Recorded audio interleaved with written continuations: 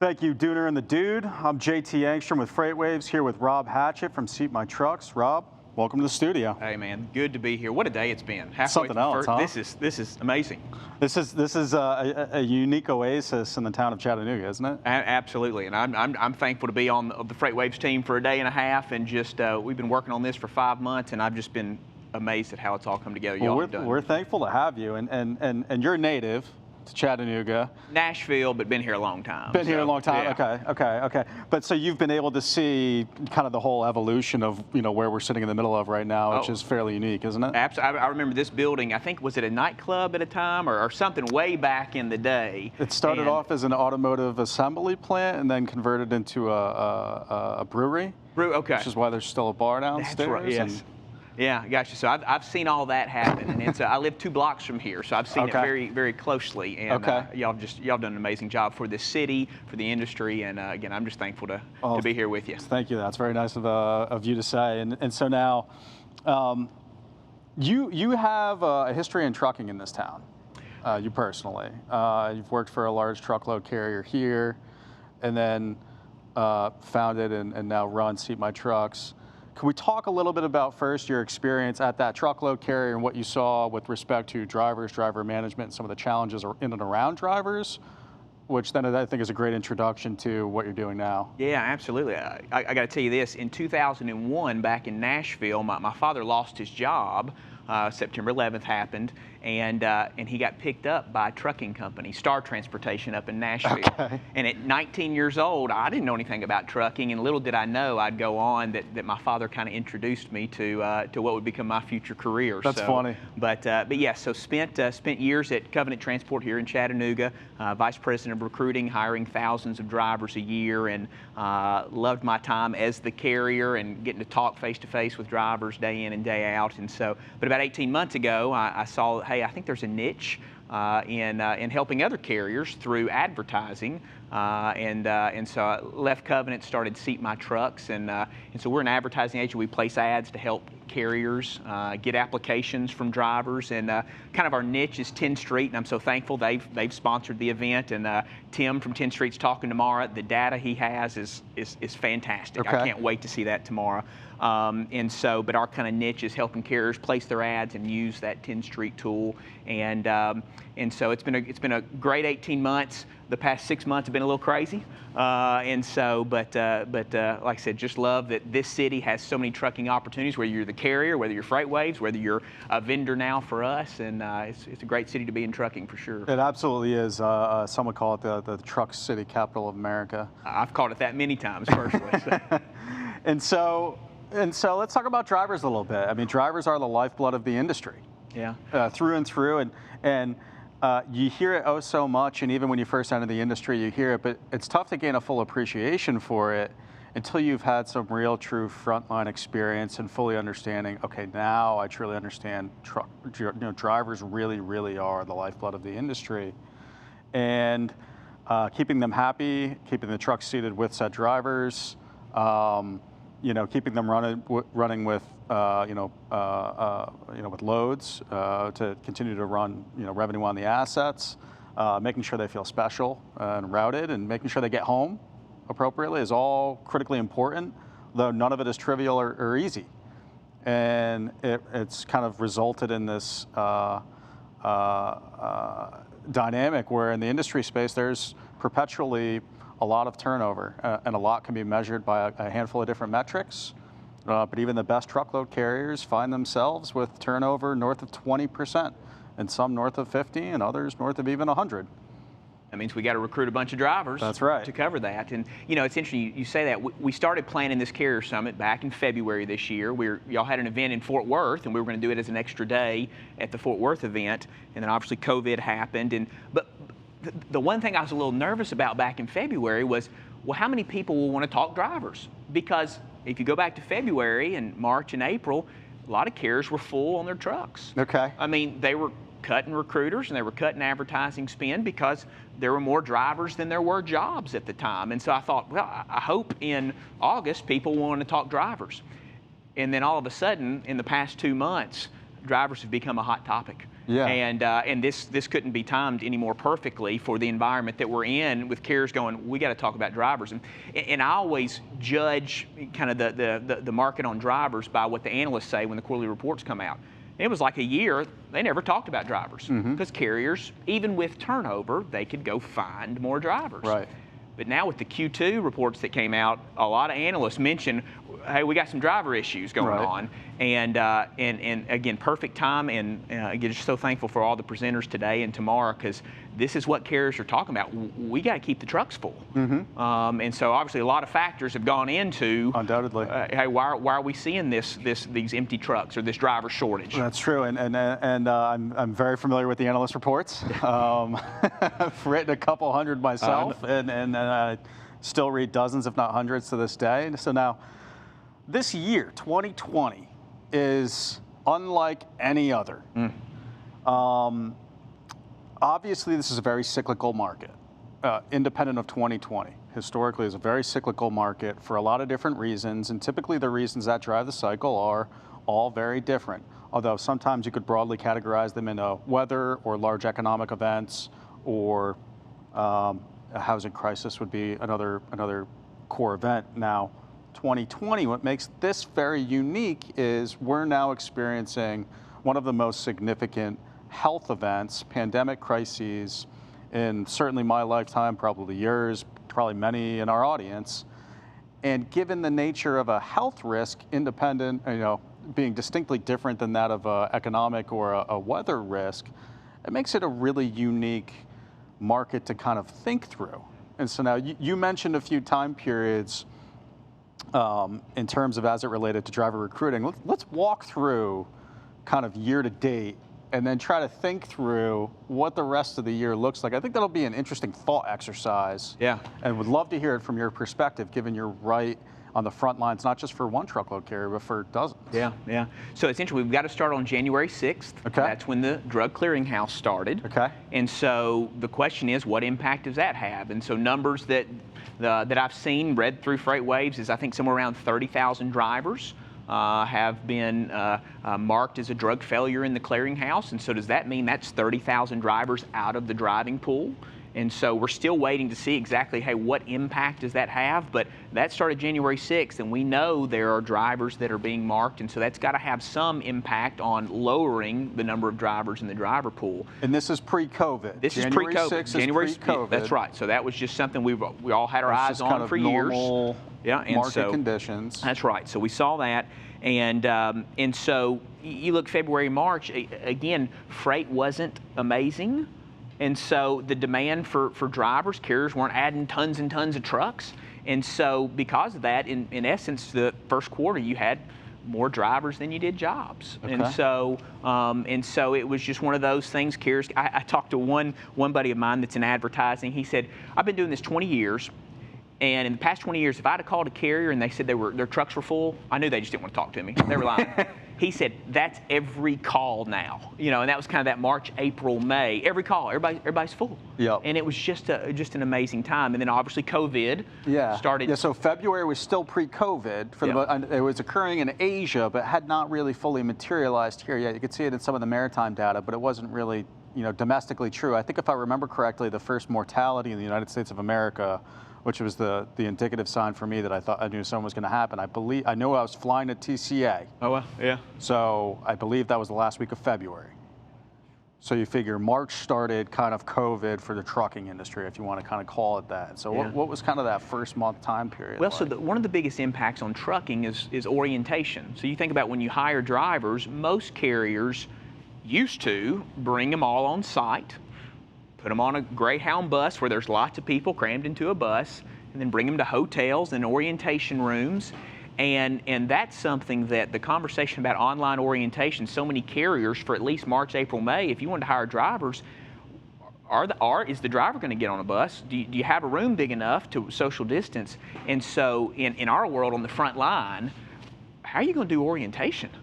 And how are you going to get drivers to your location? And so that threw a real wrench for a couple months. We still haven't perfected it, but that's one impact a lot of people don't think about. That's really how are you going interesting. to activate your drivers? And that's really interesting because that's very interesting because when the pandemic first came out, we saw a lot of tender volume increases because of all the restocking and forward positioning of inventory.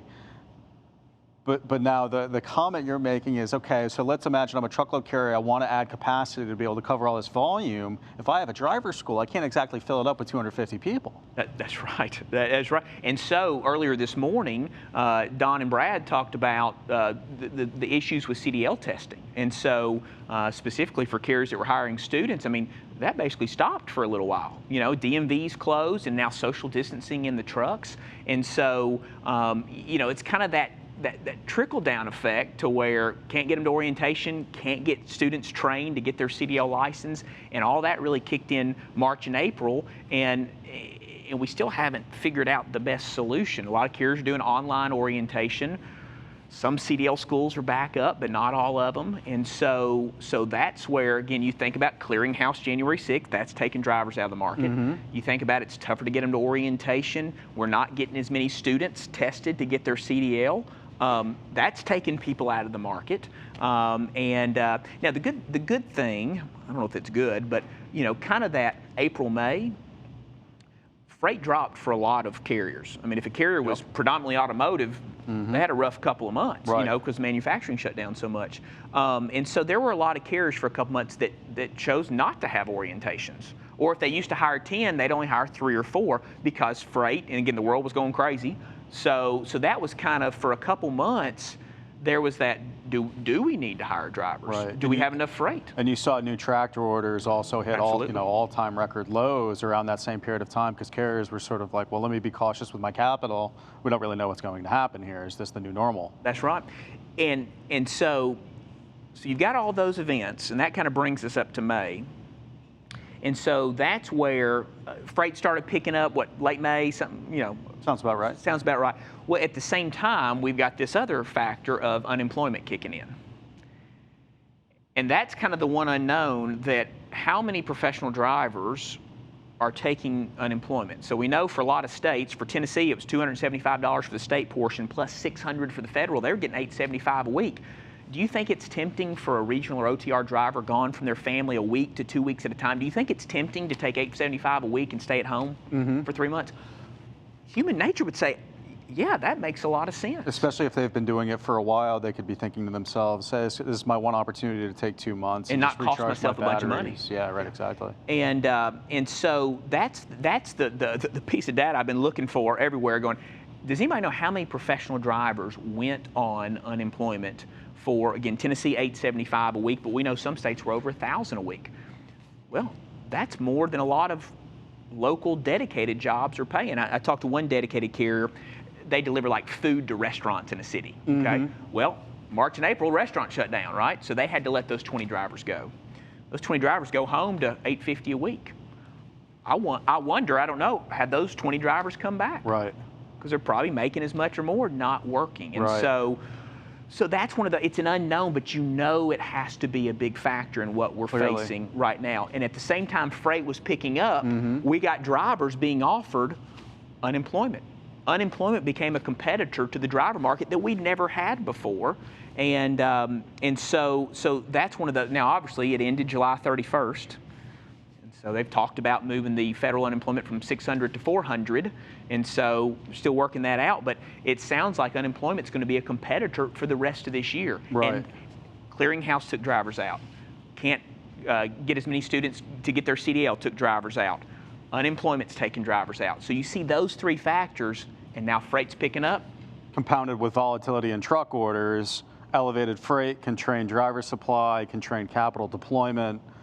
Yeah. I said to one executive at a very large truckload carrier a day or 2 ago, it's unclear to me precisely how rates will look throughout the end of the year on a contractual basis now. However, I think that all of the markings are sort of on the wall for setting up for a phenomenal 2021. And it's a question of when do those negotiations sit up for carriers to really find themselves being able to find reasonable rate increases.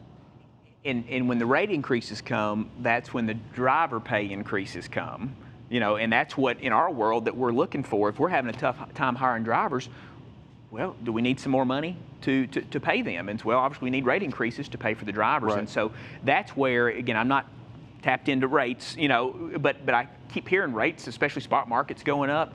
And so I think the month of September, I think we're going to see a bunch of driver pay increases one way or the other, whether it be sign-on bonuses, maybe cents per mile. But if rates keep going up, and we keep having a tough time hiring drivers, filling seats, you're going to see some rate increases. That's what happened in 2018. Exactly. Yeah, carriers are going to start bidding up for talent, and they're going to do everything possible to pass that through to shippers, and shippers, they don't want to own all the assets, so they're going to have to capitulate a little bit on the cost per load.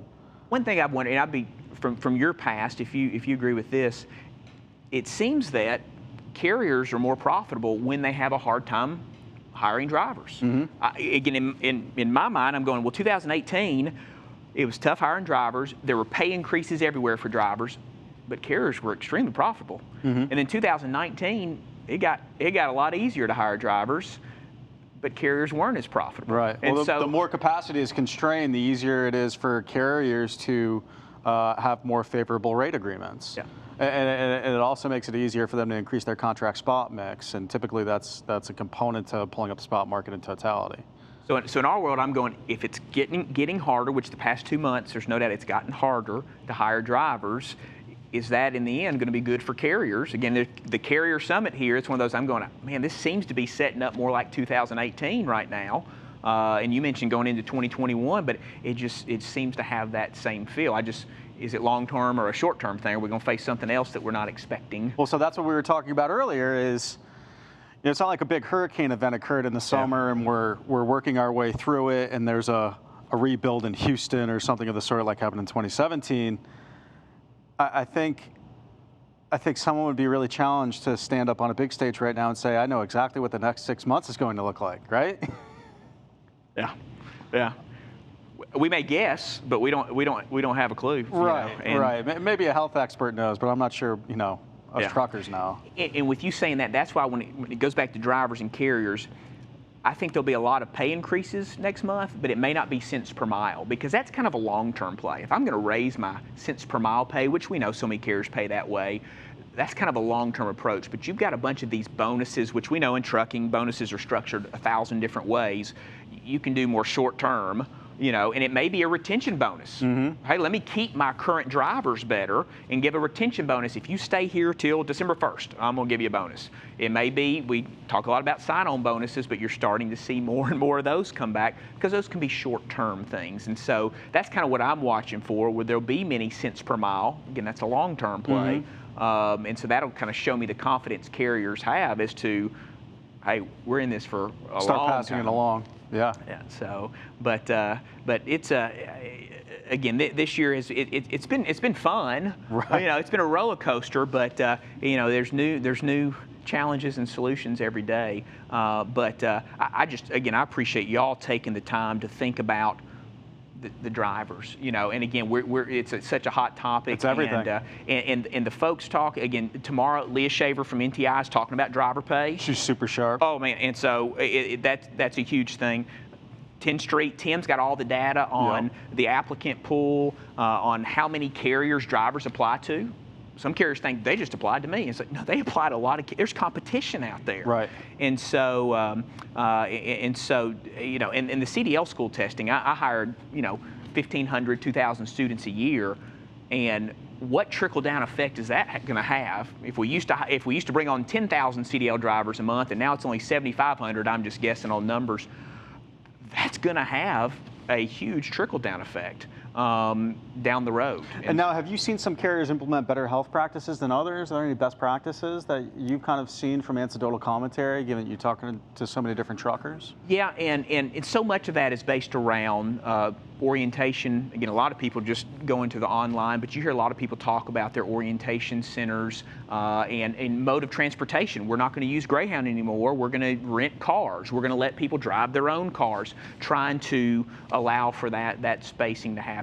That's a regular conversation there, because we've got to have a good solution, because we need drivers to feel safe coming to work for us. It's tremendous. So we are going to take Q&A. We have 10 minutes set aside. I know, right? we'll see how this materializes. So the audience can pass along Q&A through Skype or through our Slack channel, and we'd be happy to take anyone's questions. I'll be interested to see what questions materialize through the audience. You're a pro at this. I don't do this much, so I'm a little nervous about what's I don't know that I would call myself a pro, but I've done it a few times. I think Emily has a few she's going to provide our way. Yeah, so we only have 10 minutes, like you guys said, and we have a lot of great questions, so we'll have to keep our responses short, but that was a fabulous chat. The first question comes from Alex Carpenter. This is for Rob. He said, I'd never say social media advertising is the end-all, be-all, but what do you see are the main differences between social media advertising recruiting and mainstream job board advertising? Yeah, specifically on social advertising, what is so good about it is that we can, number one, we can target a radius. So if you need to hire drivers within 25 miles of Kansas City, so social allows us to build that radius very, very well. And then also it allows us to target the transportation industry. And so it's one of those things, if I can serve ads to a targeted area, and I can, based on the Facebook criteria, I can do lookalike campaigns, or I can narrow it down and say I've got drivers that are in the transportation industry. You can target who you're looking for. And the other good thing about Facebook is that it's a direct lead. They're applying directly to that particular carrier. They see that ad, they apply to that carrier. And so social, specifically Facebook, has become a norm for the majority of carriers. And targeting is so important with advertising. Philip Stutz did an amazing job today, but and that's definitely an advantage of Facebook. This next one comes from Michael Vincent. How is tech changing the lives of drivers, and how will further developments and adoption impact recruiting and retention? Yeah, so tech, you think about, and Tim from 10th Street is going to talk tomorrow and just talk about the use of mobile, both from applying and for communication with drivers. And you think about recruiters on the front line, how much communication happens, again, not even talking anymore, but through mobile devices. And so for applications for communication, mobile is normal for drivers like it is for anyone. There's one thing I've always said, and if anybody out there can figure this out, we need to get Wi-Fi on every single truck in America. I mean, I couldn't imagine living a day without Wi-Fi, and some of the trucks in the middle of nowhere. And so that's one tech piece that I hope somebody starts something up, and let's get Wi-Fi on every truck. I read a story of one trucker, and I saw photos on this. He stripped out the passenger seat and put in his own refrigerator, cooking station, and some exercise equipment, and was able to lose 60 pounds in a handful of months while still working as an OTR, because he was packing all his own food and preparing his own meals. And so, and if he had Wi-Fi, he could have a Peloton on there. Right. You know, watch whatever he wants on TV. That's right. That's right. This next question comes from Joseph Coast. This is either for Rob or JT. What are some of the best techniques to really get to know your drivers, their personalities, etc., since it's so hard right now to meet face-to-face? Yeah, I think that's a great question. I would say to that technology is one component of that, but the real core thing to think about is the dispatchers.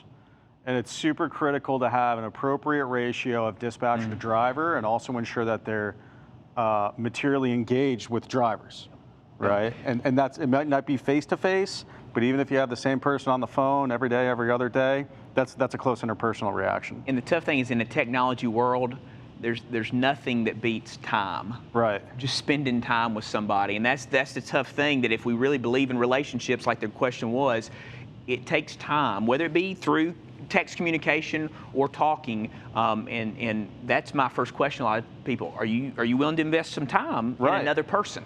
Yeah. And that's the key. Yeah, because you could implement technology to increase your driver to dispatcher ratio, but does that really help the goal you're looking to get at, which is managing your driver relationships? That's right. This next question comes from Nico Brown with Skybits. I know a lot of people say 2020 is unlike any other year, and it is, but it's also teaching us a lot about future proofing. How do you maintain your processes and procedures with less personnel on site? How does your fleet analysts get their data?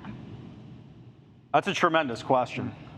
And there are a lot of really smart people who can provide phenomenal answers to that. I might not be the best one, and I wouldn't commit Rob to it either. What I would say is, of the truckers I've spoken with They've been incredibly thoughtful with understanding the pros and cons of their existing technology suite and how it's helped them navigate through 2020, and taking those lessons to help them think through investments required into the future in case this ever happens again. And again, from the frontline recruiting world, I mean, I've mentioned online orientation, but that's something that people dabbled in before all this. Hey, can we do remote, virtual, whatever you want to call it, orientation? And this situation has forced people to perfect that process. And so that's one thing I'm really interested in seeing. Is that a long-term thing that sticks, that online, virtual, remote orientation? Because the cost saving for carriers, if I don't have to pay for a bus ticket, if I don't have to pay for 2 or 3 days of hotel room, if I don't have to pay for 2 or 3 meals each day, I mean, that's lots of money saved on that online orientation. But you lose the relationship piece that the last question was. That's right. You don't get that face-to-face time. Because the average recruiting cost right now for drivers, I've heard quotes between 10 to 15K in totality. Yeah. And part of that's because when you invest in a single driver, you have to talk to 10 or 20 or whatever. But that's really material when you think about the average annual W-2 for a driver. It's a significant investment, and if you have 100% driver turnover, you could find yourself with 20 to 25% of your driver costs just being recruiting. That's right. Oh, easily. So the more we can cut out of that, it obviously benefits the carriers. So I'm also still trying to figure out, do drivers like online orientation? Do they want to meet their fleet manager before they get out on the truck? Right. Do they want to learn the company culture for a day and a half? And so, of course, everybody's different. So I got to think some like it and some don't like it. But again, I think that's something in the driver world that that's the main process that I'm watching. Yeah, that's right. So we have about 4 minutes left, so we'll try to get through these quickly. But Dooner asked a question a lot of people were interested in. The Drug and Alcohol Clearinghouse has no clear pathway to recovery for drivers with addiction issues, so the responsibility is on the industry and the employer. How do we help make it easier for drivers with substance abuse issues to get help? That's a great question from Dooner. Yeah. Well, I would say, Dooner, that's one that smart minds should be thinking about. In my personal view, I can't comment on behalf of the industry, but I believe everybody deserves a second chance. So if someone fails a drug test, there should be a path to recovery and reemployment somehow. And Dooner's question about drugs, the same question could be asked about health, about physical health, about family life. And again, the question I have is, are carriers willing to invest in those things? Because that's what's the ROI for a carrier to really invest in all those health features for their drivers and for the drivers' families? And we've all got issues in life, and we all need help from people to get through our issues. That's right. And so I think, and to answer Dooner's question, I think if this is really the driver shortage we've been talking about for 10 years now, if it's really coming, it's going to be long term, carriers are going to say we're going to have to invest in helping drivers have healthy lives, whatever healthy means. Right. If we're going to have drivers for our fleet. That's So right. I hope that's something that comes out of now seeing this shortage, is that carriers go, we're going to invest in families, in health, in abuse, in mental health, because we're going to have to do that to keep drivers. Yeah, and that would be phenomenal if we could see that.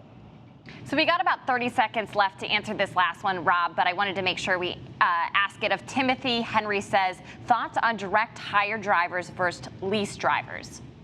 Great question. Yeah, and I think in this market, everybody is looking at all types of hiring. And that's the beautiful thing, is that some things that people used to not think about leasing drivers, now they're thinking about leasing drivers. They used to think about, you've seen lease purchase programs come up because they go, let's try to get more lease purchase owner operators. And so, I think every form of getting a driver in the truck, people are looking at those. And so leasing drivers, again, for some carriers, they've never had that conversation. And so I think if the truck's empty, they'll go, well, let's talk about it. Yeah. And so, I think it's definitely something be creative, right? Yeah, absolutely, to get the truck filled. That's right. So. That's right. And then there's a conversation of direct hire versus owner operator, which you could also have. Yeah. Lot of conversations there. That's right. But lease purchase, like I said, that's that owner. You're seeing a lot of that pop up right now. If we're not going to add our own trucks, let's add a just be careful with forced dispatch. Absolutely, 100%. So I think with that, our time's up. Rob Hatchett, awesome. SeatMyTrucks. This is awesome. Yeah. Thank you for your time. I'm JT Engstrom. Appreciate it.